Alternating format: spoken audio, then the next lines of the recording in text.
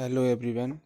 आज आप लोग आपकी हिंदी का चैप्टर जो है 11 जो कि रामवृक्ष बैनुपुरी द्वारा लिखित है, इसे आप पढ़ने जा रहे हैं। पहला चैप्टर था आपका नेताजी का चश्मा। अब से इसके बाद सेकंड चैप्टर है गद्य से बाल गोविंद भगत। तो इसमें भी आप रामवृक्ष बैनुपुरी जी हैं, इनका जीवन परिचय पढ़ लेंगे।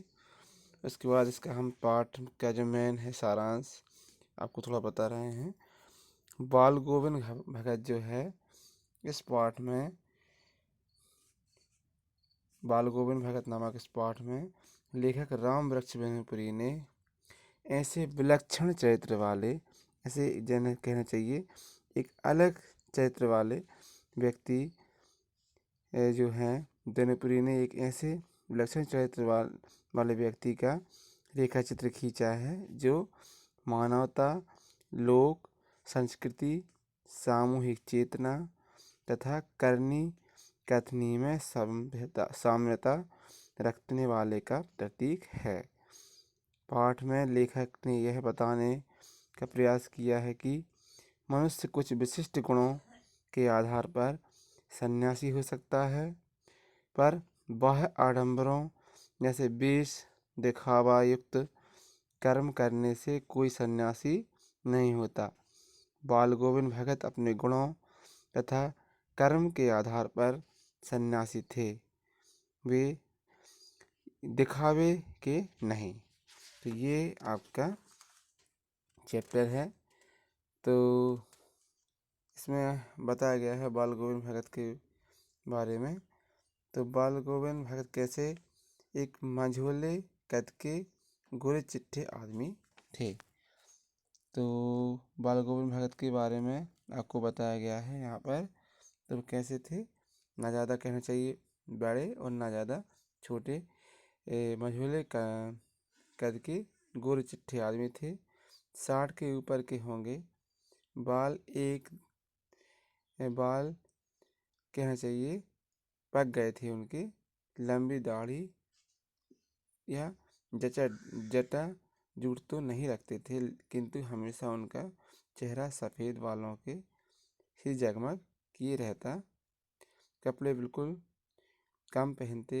कमर में एक लंगोटी मात्र और सिर में कबीर पंथियों की सी कनपट्टी। टोपी जब जाड़ा आता एक काली कमली ऊपर से ओढ़े रहते। मस्तक पर हमेशा चमकता हुआ रामानंदी चंदन, जो नाक के एक छोर से ही औरतों के टीके की तरह शुरू होता। गले में तुलसी की जड़ी को एक बेडोल माला बांधे रहते। ऊपर की तस्वीर में यह नहीं माना जाए कि बाल गोविंद भगत साधु थे, नहीं, बिल्कुल गृहस्थ। उनकी गृहिणी की तो मुझे याद नहीं। उनके बेटे और पतोहू को तो मैंने देखा था। थोड़ी खेतीबाड़ी भी थी, एक अच्छा साफ सुथरा मकान। तो देखिए यहाँ पर आपको बताया गया है कि दिखावे के नहीं थे वे सन्यासी। इसके अलावा लेखक ने समाज में व्याप्त विभिन्न कुरीतियों और बुराइयों का कहना चाहिए प्रहार किया है। तो लेखक ने भगत के माध्यम से परिश्रम, त्याग आदि की महत्ता पर प्रकाश डालने के साथ ही ग्रामीण जीवन की सजीव झांकी प्रस्तुत की है।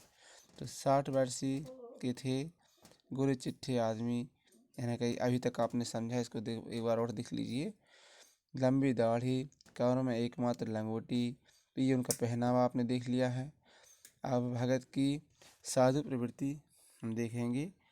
भगत कबीर को साहब मानते थे।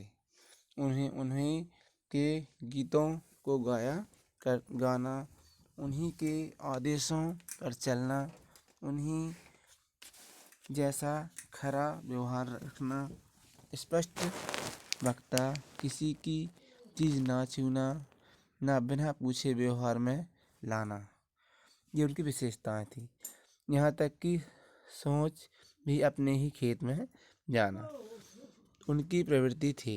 उनकी यह चीज़ साहब की थी। खेत में जो कुछ पैदा होता उसे ही साहब को पेट भर प्रयोग में लाते थे। आषाढ़ की झिमझिम वर्षा के भगत के कंठ में फूटते कबीर के पद। लेखक उनके कंठ से कबीर के पदों को सुनकर मुग्ध हो उठता। आषाढ़ में वर्षा होने पर समूचा गांव खेतों में है। बच्चे पानी भरे खेतों में उछल रहे हैं। औरतें कलेवा लिए मेड़ पर बैठी हैं। आसमान में बादल हैं। तो ये वहाँ के कहना चाहिए मौसम का वर्णन बताया गया है आपको। ठंडी हवा चल रही है। इसी समय अपने खेत में धान की रोपाई कर रहे भगत के कंठ में फूटता हुआ स्वर गान जो है कान में पड़ता है तो बच्चे झूम उठते हैं। औरतों के होंठ कांप उठते हैं। हलवाहों के पैर ताल जो हलवाह जो रहते हैं उनके पैर ताल से उठने लगते हैं। रोपाई करने वालों की उंगलियां एक क्रम में थरकने लगती हैं। बाल गोविंद भगत के संगीत का ऐसा जादू है। तो अब आप देखें कि भादों माह की रात की निस्तब्धता को तोड़ता हुआ संगीत। जब वो संगीत गाते हैं तो क्या होता है, देखिए आप लोग, उनका शरीर उनका संगीत सोए हुए को जगा देता है। उनका संगीत जो था सोए हुए व्यक्ति को जगा देता था। उनका संगीत अंधेरे में अकस्मात कौंध उठने वाली बिजली की तरह चौंका देता था। देखिए, तेरी गठरी में लागा चोर, मुसाफिर जाग जरा, इस तरीके के वो संगीत गाते थे। और इसके बाद है आपके बताएंगे भगत की प्रवृत्तियाँ।